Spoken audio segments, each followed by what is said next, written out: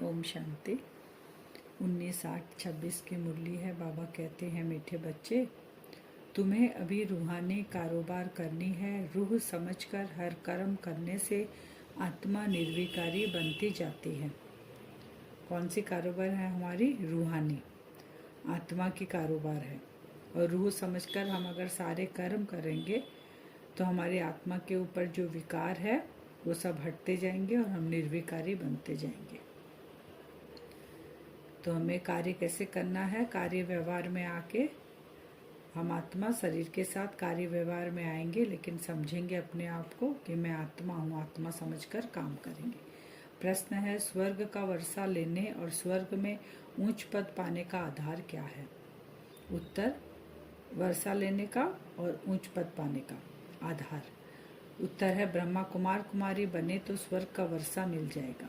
स्वर्ग का वर्षा बिना ब्रह्मा मुख वंशावली ब्रह्मा कुमार कुमारी बने स्वर्ग का वर्षा हमें नहीं मिलेगा। परंतु ऊंच पद का आधार है पढ़ाई। अगर बाप का बनकर अच्छी रीति पढ़ाई पढ़ते रहे, पूरा पवित्र बने तो राजाई पद मिलता है। कोई पूरा पढ़ते नहीं, कर्म बंधन है, पूरा पवित्र नहीं बने और शरीर छूट गया तो प्रजा में भी साधारण पद पा लेंगे। बाबा ने कहा, ब्रह्मा कुमारी कुमारी बनेंगे, कुमार और कुमारी तो वर्षा मिलेगा। बाबा की प्रॉपर्टी हर बच्चे के लिए सेम है। बाबा अलग अलग प्रॉपर्टी नहीं देते। सतयुग में लेके जाएंगे। सतयुग की नई दुनिया बाबा स्थापन कर रहे हैं तो हम बच्चों को लेकर जाएंगे, लेकिन नंबरवार वहाँ हो जाते हैं, क्योंकि पढ़ाई अगर हम ठीक से नहीं पढ़ेंगे, बाबा कहते हैं, और कर्म बंधन अगर बचा हुआ है और पवित्र नहीं बने और शरीर छोड़ना पड़ा तो फिर साधारण घर में प्रजा में जन्म लेंगे। ओम शांति। रूहानी बच्चों को रूहानी बाप समझा रहे हैं। यहाँ रूहानी कारोबार है, बाकी सारी दुनिया में जिस्मानी कारोबार चलता है। जिनको आत्मा का नॉलेज नहीं है वो जिस्मानी कारोबार करते हैं, यानी शरीर को अच्छा खिलाते हैं, पिलाते हैं, पहनाते हैं, शरीर के लिए ही सारा दिन वो काम करते हैं। वास्तव में कारोबार चलती है रूहों की। आत्मा ही शरीर द्वारा पढ़ती है, चलती है, विकर्म करती है। करने वाली कौन है इस शरीर में? जो मैं करती है, सारा दिन हम करते हैं, मैंने ये किया, मैंने ये, मैं बोलने वाली आत्मा है। तो करने वाली आत्मा है इस शरीर द्वारा, चाहे वो अच्छा करे चाहे बुरा करे। तो विकर्म भी करती है, पतित आत्मा भी बनती है, पाप आत्मा भी बनती है। तो हम लोग इसलिए बोलते हैं ना, आत्मा लगाते हैं। पतित शरीर, पाप शरीर कभी नहीं बोलते, आत्मा को ही बोलते हैं। आत्मा ही सब कुछ करती है। इस समय सब मनुष्य देह अभिमानी है, देह का अभिमान है, क्योंकि अपने को आत्मा नहीं समझते, देह समझते हैं। मैं आत्मा हूँ समझने बदले समझते हैं मैं फलाना हूँ, ये व्यापार करता हूँ, ये फलाने कामी क्रोधी है। ये सब शरीर के ऊपर कहते हैं, शरीर का ही नाम लेते हैं। जो शरीर का नाम है उसको लेके कहते फलाना ये क्रोधी है, कामी है, ऐसे बोलते हैं। इसको कहा जाता है देह अभिमानी दुनिया। देह अभिमान होते ही बाबा कहते क्या हो गए? उतरती कला की दुनिया। द्वापर युग से जैसे ही देह अभिमान आया तो उतरने लग गए हम। सतयुग में ऐसे नहीं होता। वहाँ हम कैसे रहते हैं? देही अभिमानी रहते हैं। तुमको देही अभिमानी बनाया जाता है, अपने को आत्मा निश्चय करो। ये देही अभिमानी बनाने के लिए, आत्मा निश्चय कराने के लिए बाबा को ही आना पड़ता है, क्योंकि बाबा ही निराकार है, सुप्रीम आत्मा है, परम आत्मा है। वही आके हमको अपना परिचय देते हैं। मैं आत्मा यह शरीर रूपी चोला धारण कर पाठ बजाती हूँ। वह एक्टर्स भी भिन्न भिन्न कपड़ा बदली कर पाठ बजाते हैं। जो ड्रामा हम देखते हैं, मूवी देखते हैं, ड्रामा है, उसमें क्या देखते हैं? वो कैरेक्टर अलग अलग कपड़े पहनकर अपना पाठ बजाते हैं। और मैं आत्मा यहाँ पर क्या कर रही हूँ? शरीर रूपी पाठ बजा रही हूँ, शरीर में प्रवेश कर पाठ बजा रही हूँ। तो बाप कहते हैं, तुम आत्माएं पहले शांति धाम में थी, अब आत्मा आई कहाँ से? आत्मा का असली घर कौन सा है? शांति धाम है।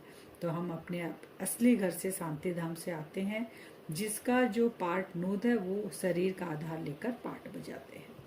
तो जैसे वह हद का नाटक होता है, यह है बेहद का नाटक। सभी आत्माएं परम धाम से आकर शरीर धारण कर पाठ बजाती है। आत्माओं का असूल घर है परम धाम। उन एक्टर्स का तो घर यहाँ ही होता है। आत्मा का घर कहाँ है? परम धाम में है। और जो आत्माएं ड्रामा में पार्ट बजाते हैं, ड्रेस चेंज कर कर आते हैं, उनका घर कहाँ है? उनका घर यही है, क्योंकि वो आत्मा शरीर के साथ है। तो उनका घर यही है। और जब हम भी शरीर में प्रवेश करते तो हमारा घर भी यही है। तो बाप बैठ समझाते हैं, तुम आत्माएं हो। बाप तो बच्चे बच्चे ही कहेंगे, सन्यासी बच्चे बच्चे नहीं कहेंगे। बाप कहते हैं, मैं पतित पावन तुम सभी आत्माओं का बाप हूँ। बच्चा बच्चा कौन बोलेगा, माँ बाप ही बोलेंगे ना। लेकिन सन्यासी बच्चा बच्चा नहीं बोलते, क्योंकि सन्यासी के फॉलोअर्स मैंने शिष्य होते हैं, वो उनके गुरु होते हैं। तो वहाँ पिता और बच्चे का रिलेशन नहीं है। जिसको तुम गॉड फादर कहते हो, गॉड फादर तो निराकार है। हमारा गॉड फादर कौन है? निराकार, सभी आत्माओं का पिता। ब्रह्मा विष्णु शंकर को भी गॉड फादर नहीं कहेंगे, उनमें भी आत्मा है, परंतु उनको कहते हैं ब्रह्मा देवताए नमः, विष्णु देवताए नमः। देवताएं क्या करते हैं यह किसी को पता नहीं। ब्रह्मा विष्णु शंकर को भी बाबा कहते हैं गॉड नहीं कहेंगे, वो भी देवताएं हैं। बाप ये आकर समझाते हैं, तुम कैसे ड्रामा प्लान अनुसार पार्ट बजाते हो। दुनिया एक ही है, ऐसे नहीं कोई नीचे पाताल व ऊपर में दुनिया है। दुनिया एक ही है, जिसको चक्र फिरता रहता है, जिसका चक्र फिरता है। लोग तो कह देते हैं मून में प्लाट लेंगे। बाबा ने कितने अच्छे से क्लियर किया है कि सतयुगी दुनिया, देही अभिमानी दुनिया भी यही है और देह अभिमान की दुनिया भी यही है। पतित आत्माएं भी यही है, पावन आत्माएं भी यही है, लेकिन समय अलग अलग है। जब सतयुग होता है तब हम देही अभिमानी रहते हैं, जब द्वापर कलयुग आता है तो हम देह के अभिमान में आ जाते हैं, शरीर के भान में आ जाते हैं। तो चक्र यहीं फिरता है इसी धरती पे, बाकी आकाश पाताल में कोई मनुष्य नहीं है। लोग तो कहाँ कहाँ तक सपना देखते हैं कि मून में भी हम प्लॉट लेंगे। तो बाप समझाते हैं, बच्चे कितने इंसॉल्वेंट बन पड़े हैं। भारतवासियों के लिए ही कहते हैं, तुम कितने साहूकार समझदार थे। इन लक्ष्मी नारायण का सारे विश्व पर राज्य था, जिसको कोई लूट न सके। वहाँ कोई पार्टीशन आदि नहीं होते, यहाँ तो कितने पार्टीशन है। कहाँ, सतयुग में कोई पार्टीशन नहीं, पूरा विश्व ही पे हम राज्य करेंगे, पूरी दुनिया ही हमारी रहेगी। वो चाहे आकाश हो, चाहे धरती हो, चाहे जल हो। आपस में टुकड़े टुकड़े पर लड़ते नहीं है वहाँ पे। तुम पूरे विश्व के मालिक हो, आकाश पृथ्वी समुद्र सब तुम्हारा है। बाप समझाते हैं, आत्मा को जो पाठ मिला हुआ वह कभी घिसता नहीं। बाबा क्लियर करें, बोलते ना मोक्ष मिल जाएगा। आत्मा जब शरीर छोड़ेगी तो परमात्मा में जाके लिप्त हो जाएगी और उसको मोक्ष हो जाएगा, फिर वो कभी जन्म मरण में नहीं आएगी। तो बाबा बता रहे हैं कि आत्मा के अंदर जो पार्ट है वो कभी घिसता नहीं है, चलता ही रहता है। बस वो समय अनुसार वो मर्ज और इमर्ज होता है, खाली पार्ट आत्मा का। अभी तुम फिर से मनुष्य से देवता बन रहे हो। जब देवता बने तो देवता का पार्ट इमर्ज होगा, और जो साधारण मनुष्य शूद्रों का पार्ट वो मर्ज हो जाएगा, नीचे चला जाएगा। तो फिर 84 जन्म लेंगे, तुम्हारा पाठ चलता ही रहता है, कभी बंद नहीं होता। कोई मोक्ष आदि पाते नहीं। जितने अनेक गुरु अनेक शास्त्र है, उनकी अनेक मतें होती है। बाबा कहते हैं उस मत में सब आज कंफ्यूज होके रखे हैं। तो जहाँ भी जाओ कहेंगे मन को शांति कैसे मिले, सब मांगते हैं। यह देह अभिमान में आकर कहते हैं मन को शांति कैसे मिले। ये जब देह का अभिमान रहता है तब, क्योंकि वो जानते नहीं है कि मन और बुद्धि यह आत्मा के ऑर्गन्स है, बाकी यह सब शरीर की इंद्रियां हैं। आत्मा कहती है मेरे मन को शांति कैसे मिले। वास्तव में यह कहना गलत है। तुम आत्मा हो, हमारा स्वधर्म ही शांत है। तो हम ये कैसे कह सकते हैं, जो चीज हमारी है वो कैसे मांग सकते हैं। हाँ, ऐसे कह सकते हैं कि आत्मा को शांति कैसे मिलेगी। इसमें कर्म तो करना ही है, शांति के लिए हमें कर्म करना पड़ेगा, क्योंकि आत्मा को हमने अशांत किया है, 5 विकारों की प्रवेशता हुई है। अब शांति के लिए अपने पिता के साथ योग अग्नि में बैठना पड़ेगा, विकर्मों का विनाश करना पड़ेगा। बाबा कहते हैं अभी 84 जन्म भोग, इस समय पतित से पावन हम बन रहे हैं। फिर बाबा कहते हैं जयंती मनाते हो तुम शिव बाबा की। तो शिव बाबा यहाँ पे आए हैं, आकर क्या कार्य किए हैं। बाबा निराकार आकर शरीर का आधार लिए, ब्रह्मा शरीर का। बाबा आकर हेल से हेवन बनाते हैं। बाबा कोई लीला नहीं करते हैं, जैसे श्री कृष्ण के लिए कहते हैं कि लीला करते हैं। कंस को मारा, मैंने कंसपुरी में जन्म लिया, फिर कंस को बड़े होके मारा। तो बाबा कहते हैं कि सतयुग में कंस और श्री कृष्ण एक साथ नहीं हो सकते। कंस को राक्षस दिखाया ना, तो वो कहाँ से आया वहाँ पर। तो लीला शिव बाबा जैसे क्या करते हैं, आकर श्री कृष्ण की लीला बताते हैं, लेकिन शिव बाबा क्या करते हैं, पतित पावन बाबा आकर हमको हेल से हेवन में ले जाते हैं। बाबा पतित से पावन बनाते हैं आकर। अभी तुम पवित्र बनते हो, बाकी सब मनुष्य पतित है, तब तो पावन के आगे जाकर नमन करते हैं। हमेशा माथा किसके आगे टेकते हैं? पावन आत्माओं के आगे। तो पावन को पावन नमन नहीं करते हैं, पावन को पावन नमन नहीं करेंगे। सन्यासी पावन है तब तो पतित मनुष्य उनके आगे माथा टेकते हैं, और देवी देवता पावन है तभी भक्त आत्माएं जाकर पतित हो जाती है तो वो जाकर माथा टेकती है। वैसे ही कन्याएं जब पवित्र रहती है तो उनके आगे लोग सिर झुकाते हैं, जब वो पतित बन जाती, ससुर घर जाते, तो वो सबके आगे माथा टेकते। तो पवित्रता का ही मान है, जो पवित्र है उनके आगे सब माथा टेकेंगे। बाबा ने नास्तिक के बारे में कहा, नास्तिक वास्तव में उनको कहा जाता है जो अपने बाप को, रचना के आदि मध्य अंत को नहीं जानते, जो ना खुद को जानते हैं, ना अपने पिता को जानते हैं, ना रचना के बारे में जानते हैं, ना सृष्टि के बारे में जानते हैं, तो वो है नास्तिक। नास्तिक माने निधन के, ऑर्फन, अनाथ, जिनको कुछ भी पता नहीं है। तो घर घर में झगड़ा, तो अनाथ क्या करेगा? झगड़ा ही करेगा। जिसका कोई धनी धोरी नहीं होगा, जो कोई समझाने वाला नहीं होगा, बड़ा कोई नहीं होगा, तो आपस में क्या करेंगे? लड़ाई झगड़ा, एक दो को मारने में देरी नहीं करते हैं। इसलिए इसको नास्तिक की दुनिया कहा जाता है। फिर विष्णु को क्षीर सागर में दिखाते हैं, कहते हैं वहां घी की नदियां बहती है, यहाँ तो घासलेट भी नहीं मिलता। सतयुग में क्या होगा? घी की नदियां बहती है। फर्क है ना। अब यहाँ क्या है कि घासलेट का तेल भी नहीं मिलता हमें, वो भी खरीदना पड़ता है, और वहाँ बहती है नदियाँ दूध घी की। तो तुम बच्चों को कितनी खुशी होनी चाहिए कि बाप ही खेवैया है ना। अब खेवैया हमको इस ऐसी दुनिया से, दुख की दुनिया से, उस क्षीर सागर में हमको लेकर जा रहा है, तो कितनी खुशी होनी चाहिए। तो खेवैया है ना, गाते भी है, नैया मेरी पार लगाओ। अब सब नैयाएं हैं, खेवैया एक बाप ही है। नैया यानी आत्माएं, हम आत्माओं को बाबा खेवैया बनकर इस कलयुग की दुनिया से सतयुग की दुनिया में ले जाते हैं। अपवित्र होने से बाप को याद नहीं कर सकेंगे, बाबा ने ये कहा है। अगर अपवित्रता अंदर है तो बाबा की याद नहीं ठहरेगी। ऐसे भी बहुत है, कर्म बंधन का हिसाब जब छूटे, गाड़ी के दोनों पहिए पवित्र होंगे तो ठीक चलेंगे, दोनों पवित्र रहेंगे तो ज्ञान चिता पर बैठ जाएंगे, नहीं तो खिटखिट होती रहेगी। पवित्रता, अगर अपवित्रता है तो बाबा की याद ठीक से नहीं ठहरेगी। फिर बाबा ने कहा घर गृहस्थी में अगर दोनों चलेंगे युगल तो पवित्रता अच्छे से धारण कर पाएंगे, खिटखिट नहीं होगी। कई बच्चे कहते हैं कि बाबा हम तो जानते हैं श्री कृष्ण सतयुग का पहला प्रिंस है, तो क्यों नहीं कुछ मनाएं। अच्छा, हम श्री कृष्ण की आत्मा को बुला भी सकते हैं, आकर खेल पाल करेंगे, रास करेंगी, और क्या करेंगी। गोप गोपियाँ तो यहाँ ही होते हैं, वहाँ तो प्रिंस प्रिंसेस आपस में मिलते हैं, तो रास करते हैं, सोने की मुरली बजाते हैं। यह सब खेल पाल तुम पिछाड़ी में देखेंगे, यह सब पाठ चलेंगे। शुरू में ऐसे ही पाठ चले ना, श्री कृष्ण के साथ रास करना, खेल पाल करना, श्री कृष्ण दिखाई देना, बैकुंठ का साक्षात्कार होना। तो गोप गोपियाँ, बाबा के बच्चे सब बोलते कि हम यहाँ क्यों नहीं रास करें, तो बाबा कहते हैं लास्ट में ये सब साक्षात्कार तुमको होंगे। आज का वरदान है, आवाज से परे की स्थिति में स्थित हो, सर्व गुणों का अनुभव करने वाले मास्टर बीज रूप प्रभाव। हम कौन है? आवाज से परे स्थिति में जब हम स्थित हो जाएंगे, वाणी से परे, तो जैसे ही हम आवाज से परे जाएंगे तो सर्व गुणों का हमें अनुभव होने लग जाएगा। तो हम कौन है? मास्टर बीज रूप। जैसे बीज में सारा वृक्ष समाया हुआ होता है, वैसे ही आवाज से परे की स्थिति में संगम युग के सर्व विशेष गुण अनुभव में आते हैं। मास्टर बीज रूप बनना अर्थात सिर्फ शांति नहीं, लेकिन शांति के साथ ज्ञान, अतीन्द्रिय सुख, प्रेम, आनंद, शक्ति आदि आदि सर्व गुणों का अनुभव करना। यह अनुभव सिर्फ स्वयं को नहीं होता, लेकिन अन्य आत्माएं भी उनके चेहरे से सर्व गुणों का अनुभव करती है। एक गुण में सर्व गुण समाये हुए रहते हैं, सारे गुण समाये हुए हैं एक गुण के अंदर। पवित्रता के अंदर सारे गुण समाये हुए हैं।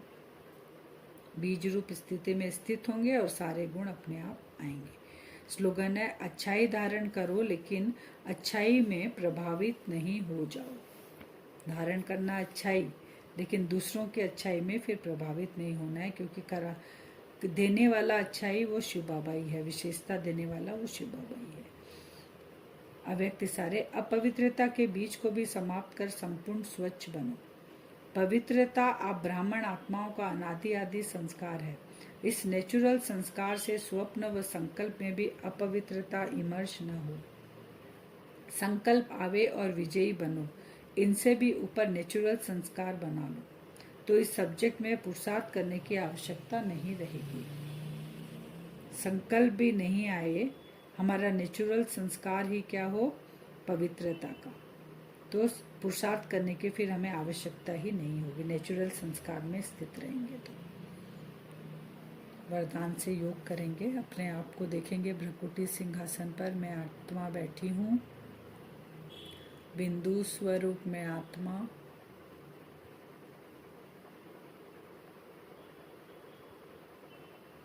चले अपने असली घर की ओर। मैं बिंदु स्वरूप आत्मा इस साकार शरीर के चोले को यहीं छोड़कर चलती हूँ अपने असली घर की ओर।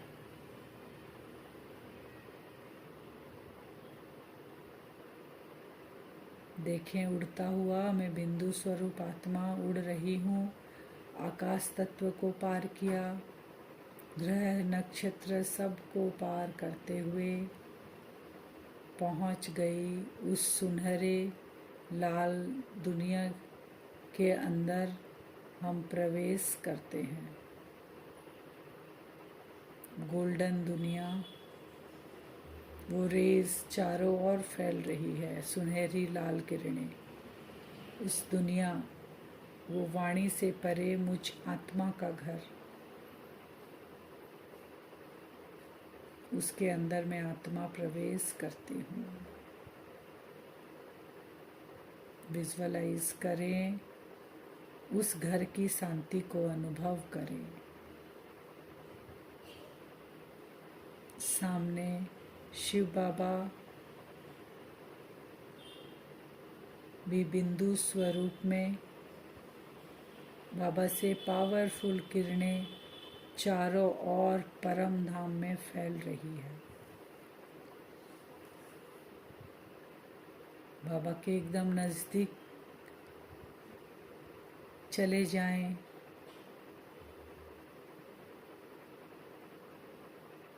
ज्ञान सूर्य, उसके सामने मैं उनका बच्चा, एक छोटा सा सितारा बैठा हूँ। अपनी स्थिति में स्थित हो जाए। मैं आत्मा, आवाज से परे, एकदम साइलेंस स्थिति, बीज रूप स्थिति में मैं आत्मा, मास्टर बीज रूप, मेरा बाबा,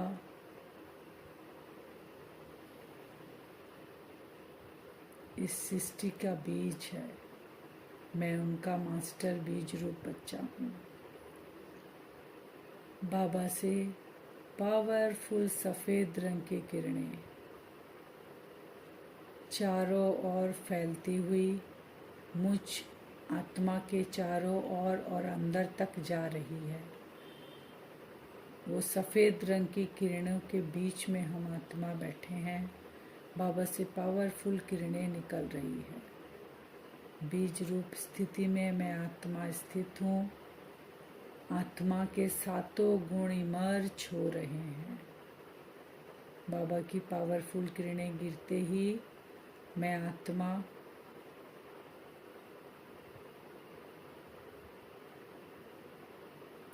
शांति, ज्ञान, सुख, प्रेम, आनंद, शक्ति, सुख का सभी सातों गुणों का अनुभव कर रहा हूँ।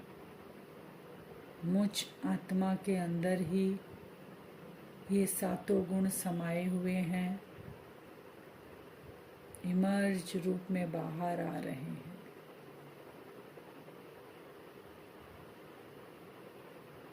अनुभव भी करते जाएं, उन गुणों में स्थित होते जाएं।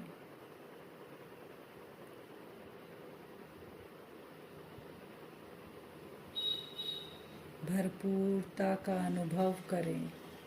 मैं आत्मा अपने असली स्वधर्म में स्थित हूँ। बाबा से सफ़ेद रंग की किरणें मेरे ऊपर पड़ रही है। वो शांति का, प्रेम का, आनंद का अनुभव करें।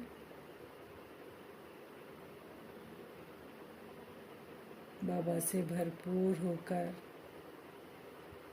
मैं आत्मा एक्टर हूँ, मुझे एक्टिंग के लिए वापस इस साकार लोक की ओर लौटना होगा।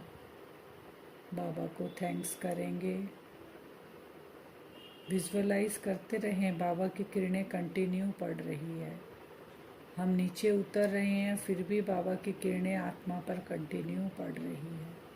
बिंदु स्वरूप में आत्मा बाबा की किरणों से भरपूर होता हुआ, चार्ज होता हुआ साकार दुनिया में लौटकर अपने साकार शरीर में भ्रकुटी में आकर बैठ जाता हूँ। बाबा की किरणें मुझ आत्मा पे पड़ रही है। वो सातों गुण मुझ आत्मा से अनेक आत्माएं अनुभव कर रही हैं। मुझ आत्मा के इस शरीर रूपी चोले से सभी आत्माएं चेहरे से सर्व गुणों का अनुभव कर रही हैं। ये वाइब्रेशन चारों ओर फैल रहा है। मेरे आसपास जो भी व्यर्थ है, जो आत्माएं देह के अभिमान में हैं, उनको भी वे वाइब्रेशन टच कर रहा है। उनका देह का अभिमान भी सब खत्म हो रहा है। ये वाइब्रेशन चारों ओर फैल रहा है और बाबा से कंटिन्यू वो सफ़ेद रंग की किरणें मेरे ऊपर पड़ रही है। आज हम सारा दिन बीच बीच में समय निकालकर ये अभ्यास करेंगे। बाबा से भरपूर होकर आएंगे। सर्व गुणों का आत्माएं मेरे चेहरे चलन से साक्षात्कार कर रही है और वाइब्रेशन फैलाएंगे। ओम शांति।